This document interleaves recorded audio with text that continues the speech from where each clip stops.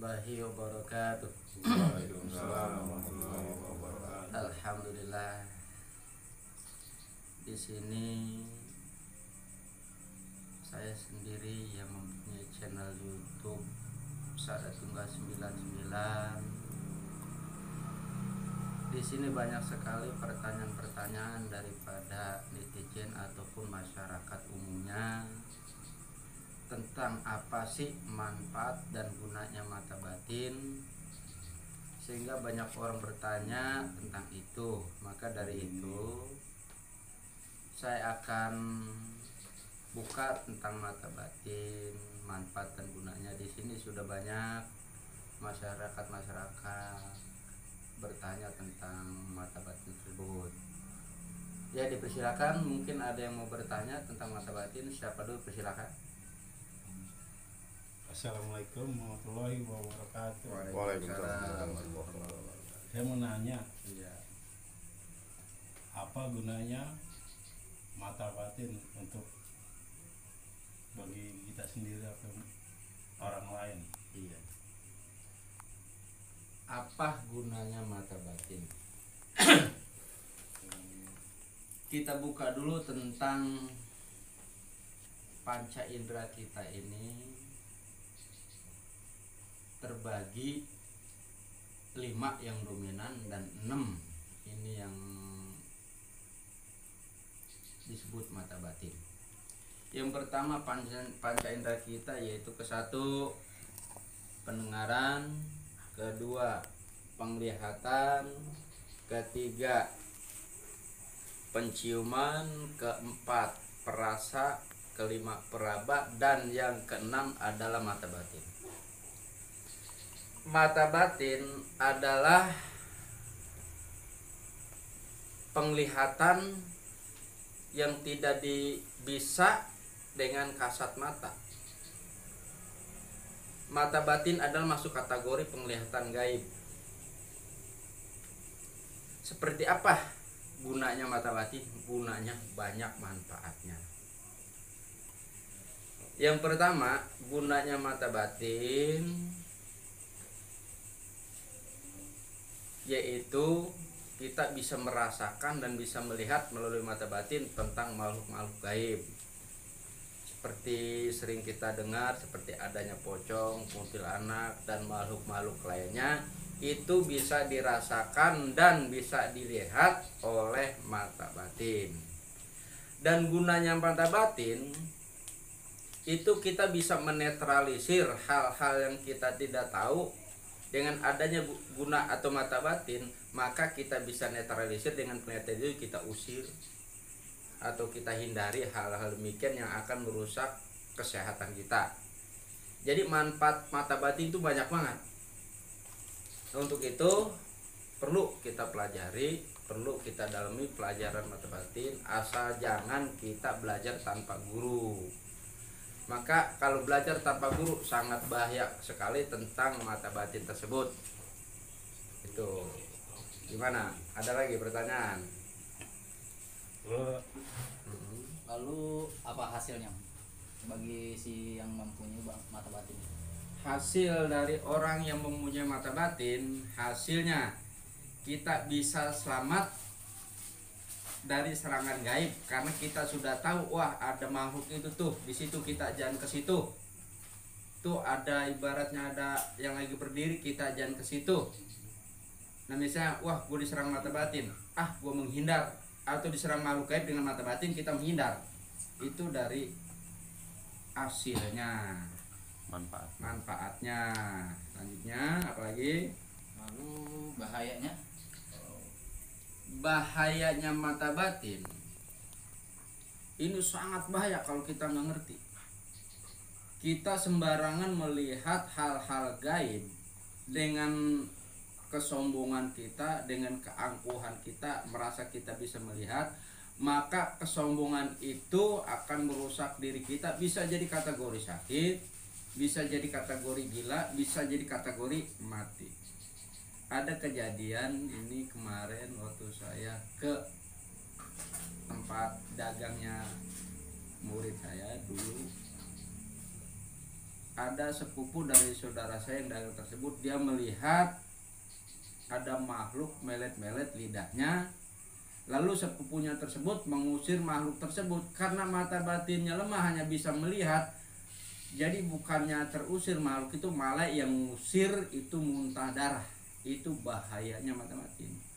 Lalu bagaimana untuk menguatkan mata batin kita? Yang pertama, kita harus mengolah setiap saat. Dan yang pertama, yang kedua, kita harus rajin, bahasanya harus tirakat. Di antaranya kita rajin puasa hari lahir dan ngedalamin tentang kekuatan mata batin. Dan paling dominan, kita harus aktif zikir. Ya, ada lagi pertanyaan? Action. Iya, silakan dari masyarakat atau Terus orang yang bertanya, silakan. ya, terus apakah mata batin bisa terbuka dengan sendirinya atau memang harus ada yang membukanya? Iya. Mengenai mata batin, di sini ada pertanyaan-pertanyaan memang sangat pelik bagi orang-orang yang mendalami mata batin tersebut. Apakah mata batin bisa dibuka atau dengan sendirinya terbuka? Ada yang dengan sendirinya mata batin itu terbuka dari kategori keturunan dan masuk kategori indigo. Ini dia buka sendiri, dari lahir dia sudah bisa melihat makhluk-makhluk gaib atau alam gaib dengan sendirinya. Itu bisa tanpa dibuka karena termasuk kategori satu keturunan, yang kedua masuk kategori indigo. Lalu bagaimana, apakah ada yang bisa membuka mata batin? Banyak yang bisa membuka mata batin. Di antaranya saya alhamdulillah sudah banyak anak buah saya buka mata batinnya dan melihat hal-hal yang tidak terlihat. Jadi sekali lagi, bisa dengan sendirinya dan bisa ada yang ngebuka mata batin tersebut. Ya, kelanjutan kembali kepada si makhluk-makhluk yang kita lihat, apakah itu manfaat dan tidaknya tentang mata batin, itu kembali kepada pelajaran-pelajaran kita selanjutnya. Bisa ada gunanya dan bisa ada mudorotnya. Itu kesimpulannya tentang mata batin. Ya, Lalu apalagi? apakah mata batin itu bisa untuk mengobati? Mata batin sebenarnya manfaatnya banyak, pun bisa mengobati. Misal anak kecil kan rentang banget tuh, atau rentan banget dengan hal-hal gangguan makhluk-makhluk gaib seperti kuntilanak, pocong dan lain-lainnya. Itu bisa diobati dengan kekuatan mata batin kita. Contohnya kita melihat, seperti kemarin saya ngobatin di daerah Cikarang, namanya perumahan Telaga Sakinah. Itu sekeluarga bingung. Itu si anak umur 1 tahun berobat ke dokter udah bosan bahasanya. Kok masih nangis terus, nangis dan nangis, badannya panas, enggak tidur-tidur, bahkan habis minum obat tidur sebentar terbangun lagi, tidur sebentar bangun lagi. Nah, ternyata karena saya punya mata batin, saya gunakan untuk ngobatin, yaitu saya lihat ternyata anak bangunnya dari tidur tersebut diganggu kuntilanak. Nah, setelah saya usir kuntilanaknya, saya kasih air, alhamdulillah sampai sekarang langsung pulas tidur normal seperti halayak umumnya atau bayi pada umumnya. Jadi sekali lagi, mata batin bisa buat mengobati. Itu kalau benar-benar dia mendalami tentang mata batin atau kebatinan. Di antaranya untuk mendalamin mata batin atau kebatinan, yang pertama kita harus yakin bahwa saya bisa. Pun tidak bisa diutamakan keyakinan, tapi disertai dengan doa. Karena kita yakin akan kekuatan diri kita, tapi kita doanya kurang. Nah di situ maka akan kena imbas daripada mata batin tersebut. Dan lalu bagaimana supaya kita kuat mata batin kita bisa melawan makhluk-makhluk jahil seperti makhluk kuntilanak, pocong, gondoruo, bahkan butuk ijo. Itu bagaimana kita bisa menaklukkan mereka. Yang pertama saya bilang tadi dari awal, satu, kita harus rajin puasa hari lahir ya. Yang kedua harus banyak zikir. Lalu apa zikirnya di sini? Sesuai yang Allah perintahkan, apolo dzikri fa'lam anahu la ilaha illallah. Semakin kita aktif zikir la ilaha illallah, maka dikasih oleh Allah kekuatan lahir batin kita atau mata batin kita. Itu jawabannya. Dipersilakan, mungkin ada pertanyaan lagi? Mungkin saya rasa cukup.